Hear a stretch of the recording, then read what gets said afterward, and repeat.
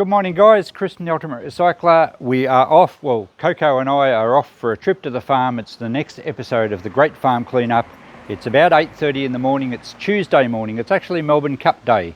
We don't normally open Tuesdays, but we are because it's a public holiday. So I've just helped Christine open the shop and I'm about to hit the road. Christine's going to hopefully make some good sales today. She's not coming on the trip with us. And there she is, saying goodbye to Coco. We better get going. And Coco and I made it to the farm safely. We got here about a bit after lunch, about 1:30 this afternoon. It was pretty hot actually. It was over 30, about 32 degrees today Celsius, and it's fairly warm for late spring. I mean, it's pushing summer, and we'll have a look around in a tick at just how it's dried off here. It's just after tea now. The sun's just starting to go. And I've done a few things this afternoon. I've been getting some stuff on Facebook, so we'll have a look at what I'm getting rid of there and what plans I have for the next couple of days. We did pop in to see Dad on the way because the drive over here comes right past the place where he's actually in care, and he's gone down a bit. He's on a lot more painkillers now, so and he's certainly not really able to come home again for any more visits. So he has declined, but he's still we can chat to him, and he was actually having a roast pork lunch when I called in, and I was able to take Coco into the room, which was great. He loved seeing Coco. So same old thing really. We're just here to clean up for a few days. We do have to battle the heat this time. I think on a Friday, I'm going home Friday morning, and it's supposed to be 37 or something Friday, so we'll probably leave very early in the morning. But let's have a bit of a look at what I'm going to do this time and what I've put on Facebook to get rid of.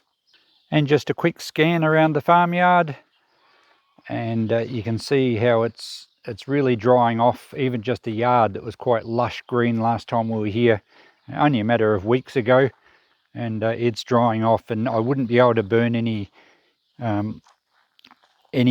waste timber and old mattresses or anything this trip. It's now become well, we're not quite officially into the fire danger period, but I think it'd be silly to light a fire now. Look how dry the paddocks are looking. So we're getting into the warmer months, and this countryside. Oh, do you mind, Coco? What do you think you're doing? You're not a duck? Maybe she is. Possibly the intelligence of a duck. I don't know if that's good or bad. So there you go, the sheep are out in the paddock. I don't know if you can see them in the distance, looking for the slightest tinge of green to eat. They must find it hard over the summer months. So this is the area we cleaned up last time. I've put those bricks back on Facebook. I did have a guy that was going to come and get them, but that fell apart. A couple of 3-point linkage items there that go with the Fergie tractor. We'll move those at some stage. And around this side, we had, there was some, I'll see if I can find a bit of old footage. There was some treated pine poles lying in the weeds here, and there was some other timber. And now if we scan back to the present, you'll see how the marshmallows have really died back as well. I got rid of those straight away today. I put them on Facebook, on Marketplace. I think I just put $20 on the pine poles, and while the guy was here I said $10, he can take all the timber, and he did, so that was excellent. The ute and the trailer here are as I left them last time I was home, and I will do a run out to the tip here on Thursday. I loaded the trailer last time I was here, so we'll top that up a little bit and take a load out there on Thursday to get rid of that. That's mostly out of the garage. No one else is driving the ute except me, so it's getting very dusty in between visits.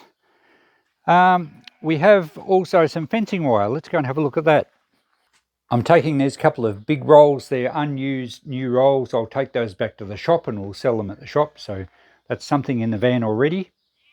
And this stuff here I've actually just put on local Facebook groups in group lots. So we've got some what we call ring lock or cyclone fencing. There's some plain wire there and a roll of new barbed wire. Excuse the hound. And the chicken wire I think sold already. I just put $10 on that. I think we went for 20 on that lot and 50 on the ring lock. And I asked $10 for the wire spinner, and I think that's been claimed already. I've also put the drums back on Facebook to see if we can get rid of those, just at $5 each, just as tree guards or fire pits. And there's some noise in the background. Ross is out there spraying. Got some good crops this year. I don't know what he's spraying for, but there must be something needing attention. Okay, now I'm just going to mow where I've got rid of that timber from, so we'll fire up one of these old ride-on mowers and go and do that.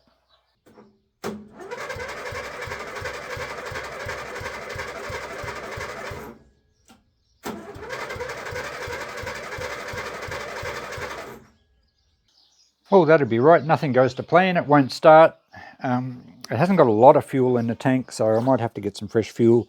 I might just check that it hasn't had any water in it either, because when the fuel tanks get very low, sometimes it sucks a bit of muck into the carby. All right, I might push this over to the workshop and see if I can get it running.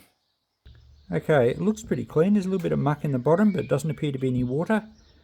And there wasn't much fuel in the tank. It only flowed out a little bit and then it stopped. So it might have been, well, it hasn't run out of fuel. It still should have fired on that. Just before we put the fuel bowl back on, I've filled the tank with fuel now. So we should get a fairly good flow through past the float. Yeah, that's coming through okay. Should be ample to keep the engine running. Okay, I've turned the mower around so you've got better view. The light wasn't so good the other way. Now that I'm satisfied we've got good fuel, a good supply of fresh fuel, let's have a look at the spark plug. And it's quite dry.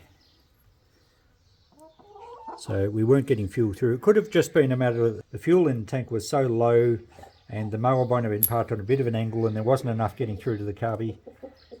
So we'll just check if it's actually sparking. Okay, with the plug resting against the cowling, we should be able to get spark there. So I did not see any spark there, and just looking at the plug, there's a lot of carbon build up in around the insulator in there and under the top section. So I don't have a spare plug here. I think we'll clean this one out with a wire brush. And now I do have a spare plug. I had to duck into town, so I went to the local hardware and bought a new plug for it. It was easier to try to clean the old one out. So let's put this one in and see if we have a spark on this plug. Okay, I'm filming this from a bit of a way away because it's quite loud. We fixed our starting problem. Certainly the spark plug was it, and it was also very low in fuel. So it started up fine. It is running a bit rough. I don't know if you can hear it or how well you can hear it. Now it's just smoothed out a bit. I know. I think it's running a bit too rich, so I will check the air filter. It could be just blocked a bit. But this is running well enough for me to go and do the little bit of mowing I have to do.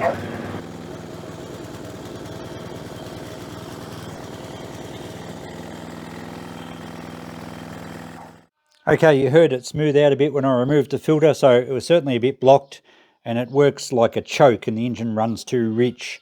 So I might just take the pre-filter off here, give it a bit of a blowout with the air compressor. It probably really needs a new air filter, but I don't have one of those handy. Okay, that air filter is really beyond it. I couldn't clean it out much with the air compressor. It'll do for now, but I'm going to have to order a new one for this engine. The problem with running an engine with a clogged air filter is that not only does it run rough, as you heard, but when it runs really rich, it actually washes a lot of the oil away in the bore and it can prematurely wear out the engine. The other thing is it probably is well overdue for an oil change. Maybe I'll have to give it a birthday next time I'm home, but I will chase up another air filter for it.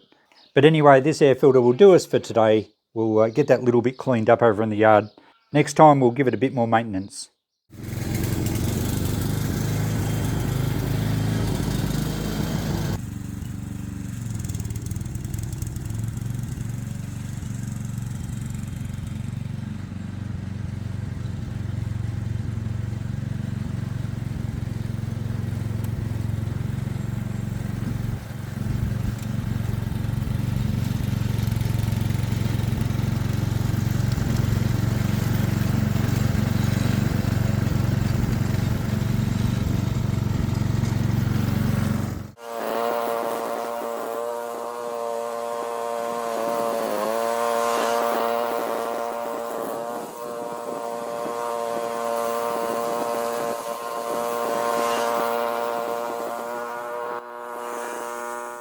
So that looks a bit neater. The chickens are obviously finding something there. Don't know if there was bugs hiding in the grass or not, but they seem happy about it.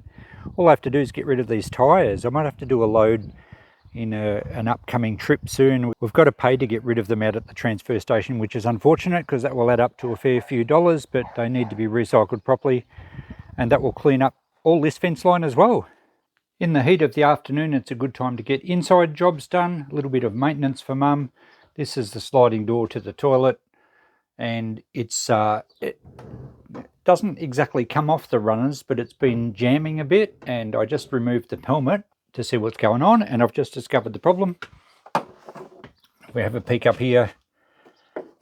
This little carriage that runs in a channel, the bottom lock nuts come loose, and that allows the door to basically do what it just did then, kink sideways, and it won't roll properly. So if we can get it back into position, I'll tighten that bottom nut up and it should be good to go.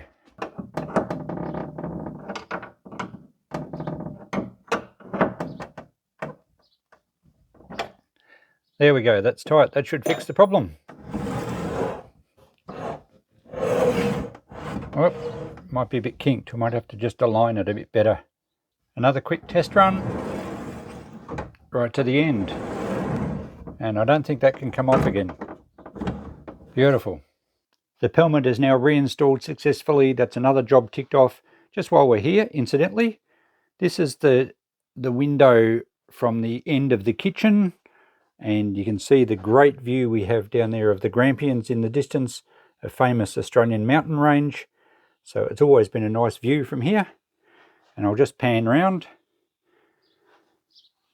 There's the stick shed on a poster, which I took you on a tour a while back, and I'll link that video if I can remember it. Well worth seeing if you're in the area. A lot of books to sort out from Mum's collection, and there's the kitchen where we did a bit of footage when Dad was last home. Now that the top of that cabinet's cleaned off, I wonder if I can convince Mum not to put anything back up there. Another quick job I've done this afternoon is clean the filters on the air conditioner, and it's beautiful and cool in here now. Get a load of the old wallpaper, looks like bamboo. I can remember Dad actually pasting this wallpaper up here in the 1970s. It was probably the latest fad to have bamboo on your walls. It's lasted pretty well. And incidentally, here's some ceiling, some straw board that we've used in the ceiling. Now, a few times I've featured old binders on my channel as far as the farm cleanup goes.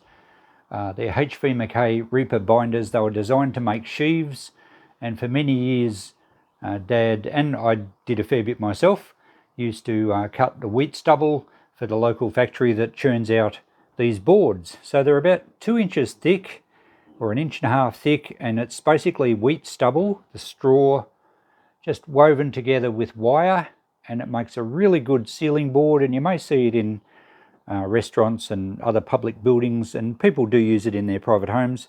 It's a great insulator, and I think they still make it.